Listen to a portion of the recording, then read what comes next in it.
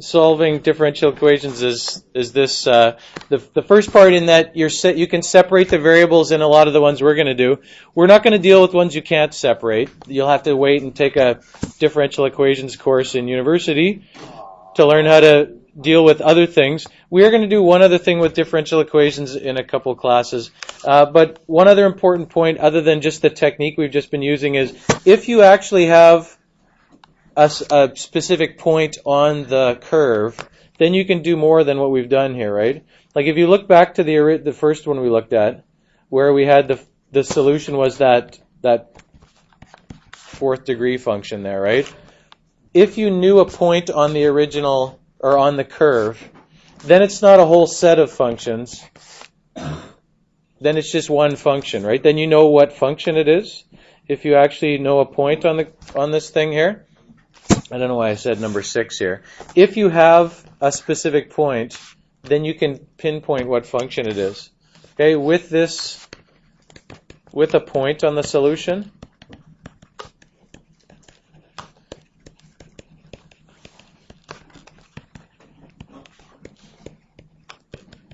then you know which specific equation it is.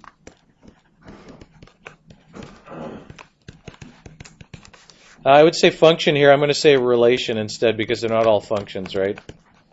Which specific relation the solution is. If you know a point on that. No, I'm not going to use the one in number 6. I'm going to use the one we already have the graph for here, which was this one. Okay, so we had all of these different things were the possible solutions and more, right? Because I only limited this from -5 to +5. If you knew that a certain point was, if we knew that, say, this point right here was on the solution, then you know what the actual solution is, right? Because it's one that's in here somewhere, right? Well, that's probably a bad one because it's actually then the degenerate one. Then that's the solution, isn't it? Okay, let's move that somewhere else here.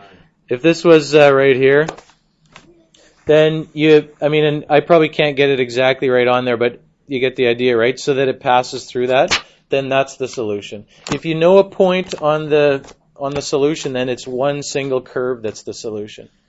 So graphically looking at where the point is, have it so the point passes through. Algebraically, once you have this thing here, you can sub the point in and figure out what it is, right?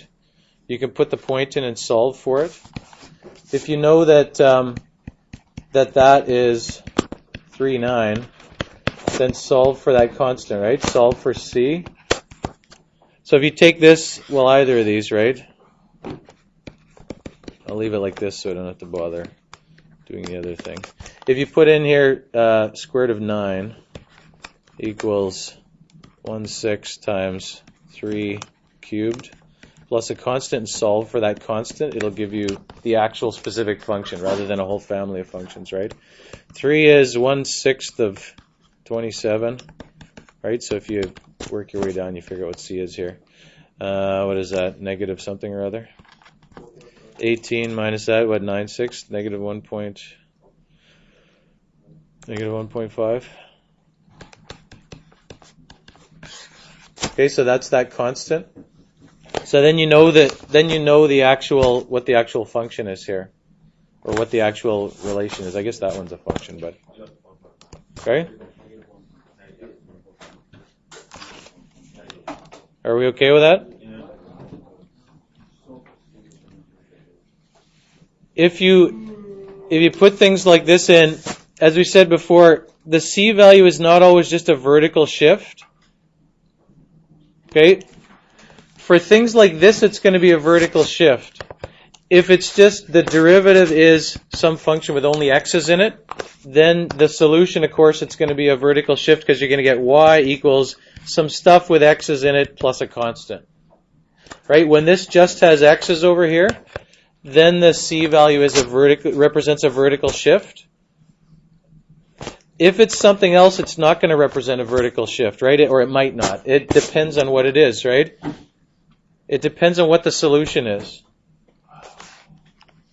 I don't know if you want to write something like that down here. Vertical shift if dy dx equals a bunch of stuff that only involves x's. This is very formal, I'm sure. Formally written out here. Bunch of stuff. Something with only x's. Only x.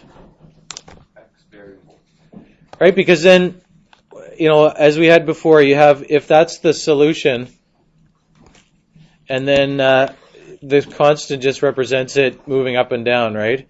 If it's some other kind of relationship between the two variables, if you start with something that has a y over here as well, then it doesn't represent a vertical shift. It represents something else, right? To go back to this represented, oh, it's stuck on there. This represented just kind of that, it's not, you don't talk about the radius, but just the shape of that hyperbola, right? Sometimes you're going to get a circle as a solution, and the C might represent the radius of the circle. I don't know why this won't let me change this now to, can I do redefine? No, properties. If we change that, if I make this x into a negative, it'll be a circle. Now this is not the solution of one we did, but it should be a circle then, right? So if you change this, then the C value is going to be a circle. Now a degenerate circle, when that's 0, is, what's a degenerate circle? A degenerate hyperbola is two crossed lines. A degenerate circle is a dot. Well, it's not a filled in. If that was, the line has some thickness on the program, but really it's a dot at 0, right? An infinitely small dot, right? If you really are drawing a point, you can't see it. We draw them so you can see them, but a point is just infinitely thin. A degenerate circle is just a dot. A circle of radius 0. If that's negative, then it doesn't exist anymore, right? You can't have something squared plus something squared equals a negative number here. If it's positive, it's x squared plus y squared equals 5. The radius is root 5, square root of 5. Okay, if you make this x squared plus y squared equals 4, the radius is 2. The radius is the square root of that number over there. X squared plus y squared equals that. Again, it would be nice if you had done conics last year. You'd have all this, but we can learn it as we go here. Okay? I don't know if you want to put this other thing here. If not, then it's not. Then it represents some other kind of change, right? C represents, in some way, it's some kind of family of functions. I don't know. Then C represents something else. Then it doesn't represent a vertical shift. Something else. No, then it represents some other kind of change in the family of functions, either the radius of the circle or the distance between those two vertices for that hyperbola or something, right? Other change, i.e. radius. Yes. What else would it? Well, for that exponential function, it's kind of the constant it's multiplied by, so it's kind of how it's a vertical expansion. Okay,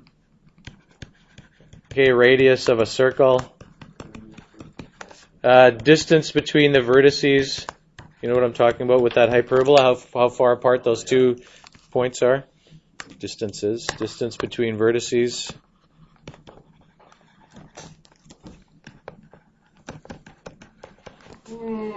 Or a hyperbola. And the third one was, if you go back to this thing here that you didn't like, this constant here. This constant represents a vertical expansion. It's a C value right in front of a function. It's a vertical expansion. That's what that C value represents there. You could graph that and see what it looks like. This is just some examples, right? Vertical expansion or exponential function or whatever, right? Before we end here, I want you to know what this term means. Initial value problems are exactly what we just described. You're going to be given a differential equation or a description, right? The tangent line to this